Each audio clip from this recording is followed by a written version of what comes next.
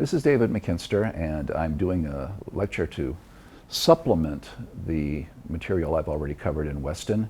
I'm doing this because I want to make sure that we don't walk away from Weston with a sort of Pollyanna view about constructive dialogue.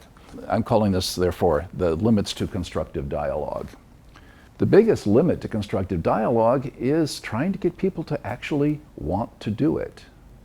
Now, all the tools that he's presented work just fine if you can actually get people to use the tools and to engage in dialogue. Some people do not want to engage in dialogue at all. You have to reach the root of the problem. And he says, now try to address it as an issue, just something that has to be done, not as, if you will, a problem or a conflict. And that's fine if you can get everybody to agree to approach things that way. But more needs to be said about how to actually get people to adopt that attitude. Various people, sociologists, psychologists, and philosophers have written about the barriers to getting people to work together. One is tribalism. 200,000 years ago, it may have actually been beneficial, had survival value, if you were suspicious of people who were not from your tribe.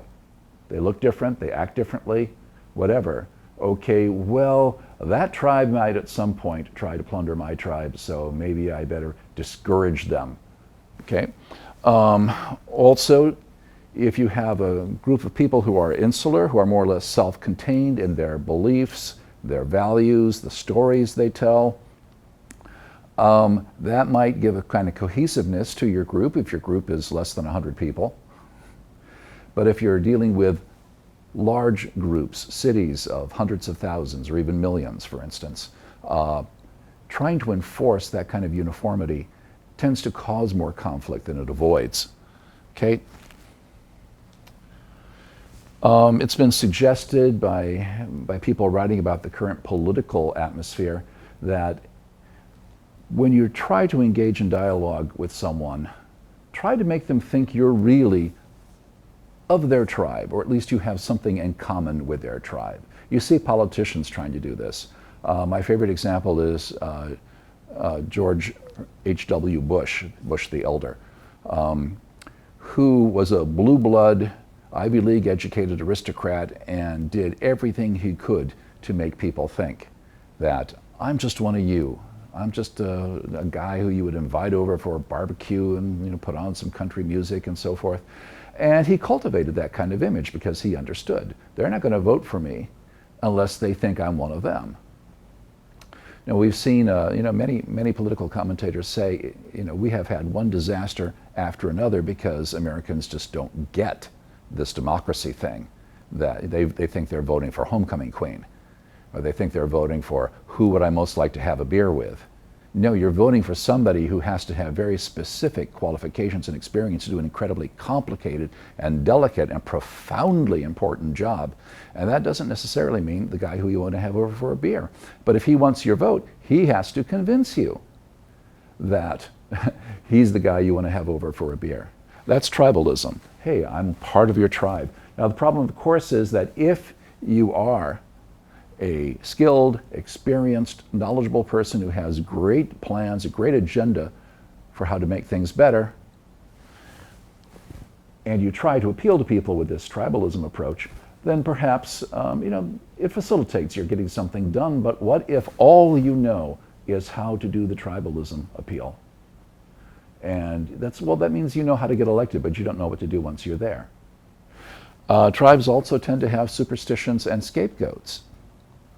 Okay, and of course you can exploit that. You know what? Those people aren't of our tribe. I'm of your tribe, but those people aren't of our tribe. We have to suspect them, and if something goes wrong, it's probably their fault. And people have made whole political careers out of not anything much more sophisticated than that. That works to everyone's harm. Ego. Right? Many people take a questioning, just the raising of questions about their beliefs or their values, to be an attack on them personally. You have to learn to leave your ego aside, to relax and actually deeply hear, which Weston does talk about. But what if other people aren't willing to deeply hear? That's a problem, is it not? Anger. It's been written many times by many people. We are an angry society, getting angrier all the time.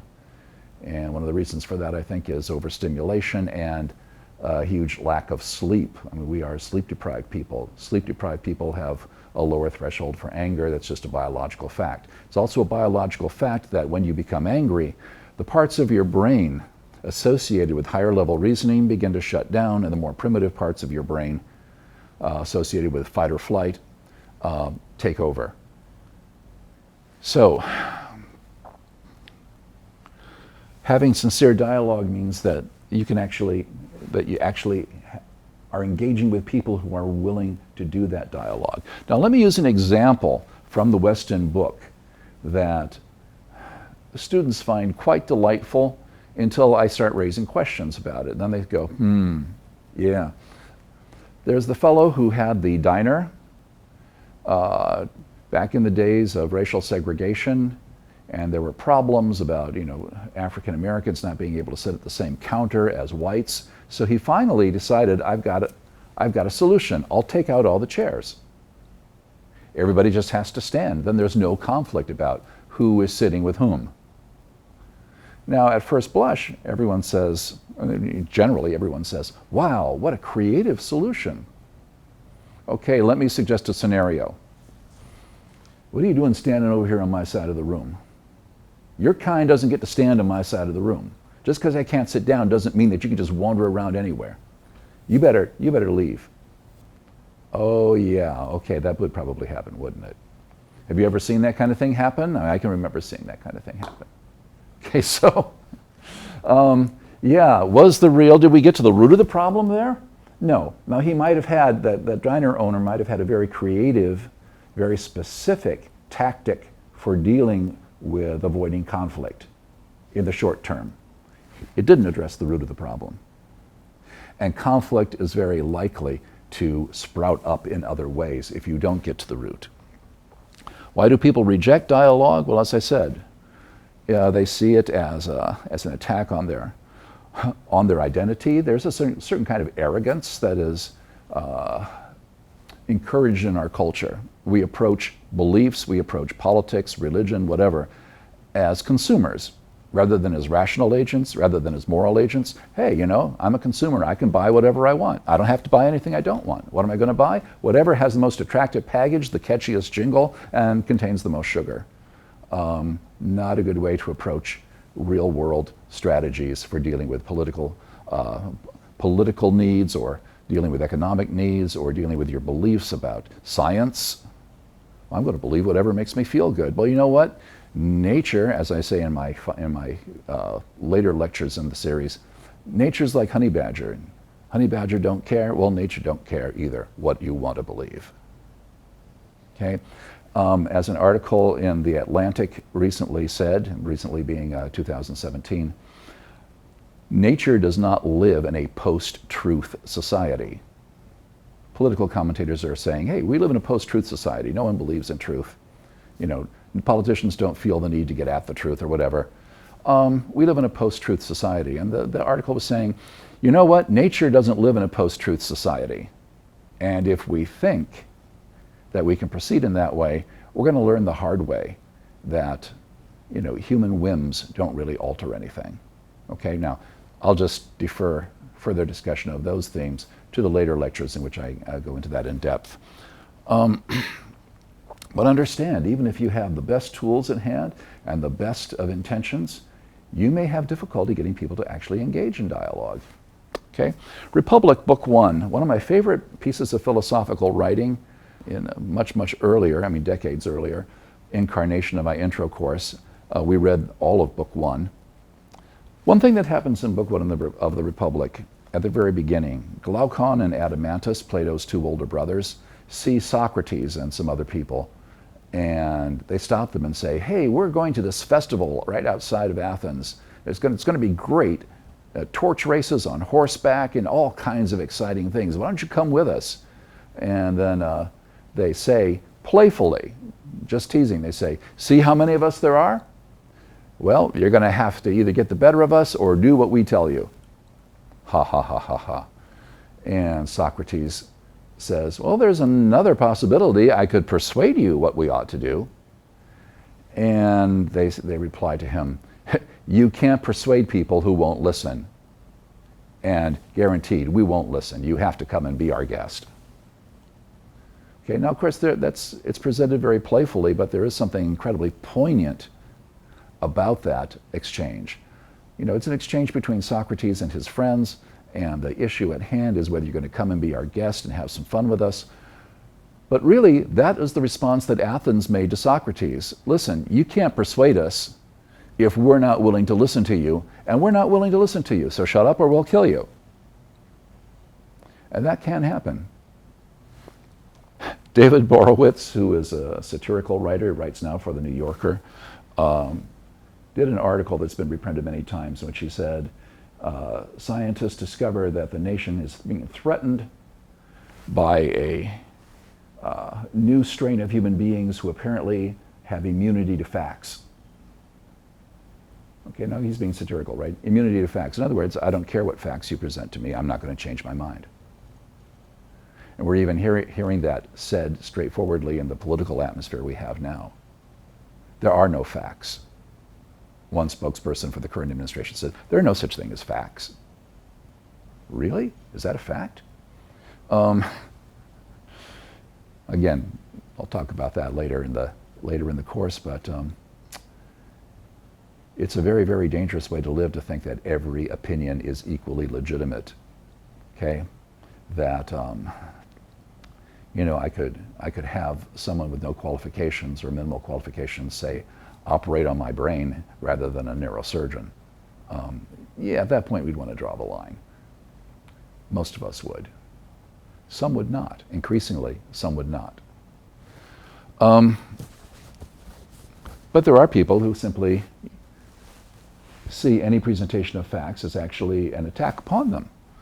And there have been studies showing that if you present overwhelming factual evidence that a person's beliefs is wrong, at least some people, in fact large numbers of people, will hold on to those beliefs even more fiercely once you've demonstrated that those beliefs can't be true. Again, it's because of all of this garbage. Okay, because we don't actually act as if we have evolved to the point where we can reason with each other and have evidence-based beliefs. We see any disagreement as being an attack upon ourselves. That means dialogue cannot get started. There's a book called When Prophecy Fails, which you might encounter at some point in your college career. It used to be a fairly widely used book. It's a sociological study of a religious group that predicted the end of the world. All the followers, together with their leader, got together in a field to wait for the end of the world. It didn't happen. So did they go home and say, well, I guess we were wrong, right? I guess this guy who's leading us doesn't know what he's talking about. No, they believed even more fiercely. So he adjusted his prediction. They met in the field again at another date. The world still didn't end. That happened multiple times. And every time the prophecy failed, the people believed in the prophetic powers of their leader even more fiercely. The term cognitive dissonance appears for the first time anywhere in that book. Cognitive dissonance means you have two ideas that can't both be true. You know facts that unquestionably refute a belief that you hold. So what do? You don't deny the facts, you don't deny your belief. You just smile and glibly dig yourself deeper into the hole you're in. Cognitive dissonance, and there are people who seem to raise cognitive dissonance to an art form, almost with a matter of pride. That can be essentially, it can scuttle the entire process of constructive dialogue before it ever gets off the ground. A book that I use in some of my ethics courses, Peter Singer's How Are We to Live? It's an older book, but it has a great deal in it that is, I think, of importance. One thing that I want to mention, offering a counterbalance to Weston's optimism, is a chapter in Singer called Tit for Tat. Okay? Tit for tat means essentially reciprocal exchange. It's Singer's Australian. I think it's actually a British expression meaning reciprocal exchange. Okay? Singer talks about the very real problem of how do you get people to sit at the table and behave well. How do you make constructive dialogue actually workable? It comes down to some very simple things. You reward cooperation and you punish, in some sense, punish bad behavior. Accountability. If you behave well, if you cooperate with people to your mutual benefit, you're rewarded for that. There's a reward for that. If you behave badly, if you undermine the ability of people to pursue their common interests, there's some punishment for that. Loss of privilege, fines, in some cases jail. You don't simply get to do whatever you please and then nothing happens. Accountability is an extremely important concept ethically and cross-culturally. Again, in Plato's Republic, there's a myth that he recounts called the myth of the ring of Gyges. What it amounts to is a peasant finds a ring that magically makes him invisible. And because he is undetectable, he can get away with anything.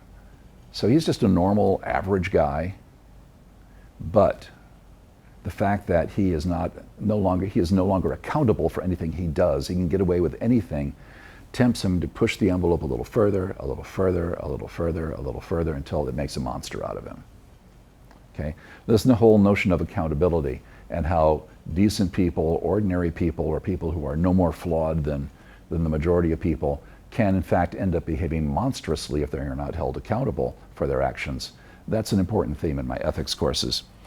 How do you make that happen? Well, first of all, you begin by being ready to cooperate. This is a matter of self-assessment. Am I really willing to figure out what mutual interests we can pursue if we're willing to sit down at the table and hammer out workable compromises? That used to be the way theoretically that Congress worked. You have people of different ideologies, different preferences, different regional interests. But at the end of the day, there were certain things that everybody wanted, and they were able to sit down at the table and hammer out compromises that everybody could live with because there was mutual benefit. Okay? It's been a while since anyone, I think, would characterize Congress as working that way. Second point, do good to those who do good and harm to those who do harm. That's actually a sort of a variation on an ancient Greek proverbial saying that a wise person helps his friends and harms his enemies. Okay? I can put this up as sort of a Confucius versus Jesus. Okay? Jesus says, love your enemies, do good to those who harm you. Someone asked Confucius if that was not referencing Jesus because time and culture, Confucius didn't know anything about Jesus, but someone asked Confucius, should we do good to those even who do wrong to us? And Confucius replied, then what will you do to those who do good to you? It'll make no difference whether someone treats you well or treats you badly because you'll simply reward all behavior. He said, no. Reward good behavior and punish bad behavior. Otherwise, you are not encouraging good behavior and you are not discouraging bad behavior. Okay? Now, of course, Jesus and Confucius were targeting different goals with their ethics. So I would say that upon a more extended analysis, which I'm not going to do here now, they're compossible. They can both exist in the same world and as part of the same life strategy. And sometimes you can convert an enemy to a friend through acts of kindness, but there are others who simply will take advantage of you if you do that. And it'd be naive to say that that isn't the case. But if someone is behaving cooperatively, working to everyone's mutual benefit, reward that. If someone is cutting the legs out from under that process, punish it. Now that's not an excuse for bullying, for saying you don't do what I want you to do, we're going to make life miserable for you. It is rather an emphasis upon accountability. It used to be a management fad back in the 1990s. They would have teams of professional workers do things like go-kart racing together or something. That's one actual one that I know of. Go-kart racing, and theoretically those professionals are supposed to learn about teamwork that way and understand that, cutting the legs out from under your teammates in order to advance yourself, in the end made you lose. The whole team lost. The team either wins or loses together. Most of the people I know who went through that kind of training said it had no effect whatsoever. Everybody was still being cutthroat at the end. Well, I want to win. Yeah, but your team just lost. Yeah, but I came in first. Yeah, but you did that by cutting off your teammates, and your teammates lost, and so your team lost, so you don't get any of the rewards. Well, that's not fair because no, you don't get it. You don't get it. The team wins together, or the team loses together. Okay. Now that's not a concept that should be terribly foreign to Americans. Okay, as much as we idolize sports, it's not like, well, you were the most valuable player, but your team lost, so we're still going to give you the trophy or whatever. And that doesn't work that way. Keep it simple. If in fact the system of rewards and punishments is so complicated that people can't really see, I'm being rewarded for cooperating, I'm being punished for refusing to cooperate, then it's not going to work. That's a very simple principle of behavioral psychology, of veterinary psychology too. People oftentimes don't realize your bird, your cat, your dog may not, an hour after he's done something you didn't like, even if you show it to him, you chewed this up, and yell at him, all he knows is that you're angry and you're unpredictable and dangerous, okay? You have to be able to make the association between your behavior and the outcome of the behavior, and to do that you have to keep it simple. Be forgiving. There's nothing sentimental about that. It means that if a person or an entity, a nation, a corporation, whatever, shows a willingness to begin cooperating, to begin behaving better, reward that. Okay? When I was a social worker, I sometimes was called upon to facilitate family therapy. And what makes family therapy disastrous is when people sit down and they do this whole, well, you do this to me, well, you did that to me, well, you did this to me, well, you did that to me. No, wait, okay, time out. Starting right now, what do you all have to do differently in order to make things better? Well, yeah, but he did this to... No. If you have to solve the whole history of the world before you can take a step forward, you are never going to take a step forward. That's the very practical meaning of be forgiving, okay? And do not envy. What are you talking about? What's going to happen to the marketing industry if we stop envying? How much of that is based on envy? I should be embarrassed because I don't have, as good a car as you, or as good a stereo as you, or as good as clothes. You know what? None of that is based upon achieving mutual goods, mutual interests. Okay? That's basically our ability to be played by someone who would like to exploit our weaknesses. Envy poisons the ability to cooperate. Okay? If I can be happy that we're all benefiting, if I can really keep our mutual interests in mind, then this process can work. But if at the end of the day I'm saying, okay, yeah, I got some benefits from this, but damn, look what you got. You shouldn't have that, I should have that. Then essentially you're in the process of scuttling the whole constructive dialogue process. Okay? Now, this is something that people can do, that nations can do, that organizations can do when they realize, look, we have to be able to work together as a team for our mutual goals. It doesn't require some sort of deep psychological insight. It doesn't require that people reform their souls or whatever, just that they realize, the team has to be able to work together. Okay?